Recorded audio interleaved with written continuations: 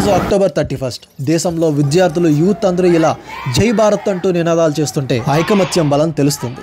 జాతి మతం కులం తేడా లేకుండా మనందరం కూడా ఒకటే అన్న భావన కలుగుతుంది. మన దేశంలో మనకి ఎంత యూనిటీ రావడానికి కారణం ఎవరో తెలుసా? ఇప్పుడు మనం Sardar Vallabhbhai Patel 150 birth anniversary unity March కి వెళ్తున్నాం. శ్రీకాకుళం డిస్ట్రిక్ట్ అడ్మినిస్ట్రేషన్ ఆర్గనైజ్ చేస్తున్న ఈ యూనిటీ మార్చ్ లో పాల్గొనడానికి దేశ సేవ చేసే భావాలున్న ప్రతి యువకులు వచ్చారు. ఎందుకంటే iron man of India Sardar Vallabhbhai Patel గురించి అందరూ తెలుసుకోవాలి కదా. మన దేశంలో మనం ఇలా స్వేచ్ఛగా తిరుగుతున్నామంటే దానికి స్వాతంత్రం ఒక కారణం అయితే మనందరిలో ఉన్న ఐకమత్యం మరొక కారణం. మనలో ఉన్న ఈ యూనిటీ వల్లే మన భారతదేశం అన్ని రంగాల్లో అభివృద్ధి చెందుతుంది. మనకి స్వాతంత్రం రాకముందు భారతీయులు పడ్డ కష్టాలు మనకు తెలియనివి కావు. కానీ స్వాతంత్ర్యం వచ్చిన తర్వాతే భారతీయులందరూ ఒక్కటిగా కలవడానికి ఎన్నో సవాళ్లు ఎదురయ్యాయి. మన భారతదేశం విడిపోకుండా ఉండడానికి అప్పుడున్న పరిస్థితులను ఎదుర్కొంటూ దేశాన్ని ముందుండి నడిపిస్తూ నవభారత నిర్మాణాన్ని కృషి చేశారు సర్దార్ వల్లభాయ్ పటేల్. అందుకే ఈ రోజున ప్రపంచంలో మరే దేశంలో కూడా లేని కులాలు మతాలు భాషలు ప్రాంతాలు వేరైనా మనమంతా ఒక్కటైన గర్వంగా చెప్పుకుంటాం. దేశం అంటే మట్టి కాదు, దేశం అంటే మనుషులే. జై హింద్.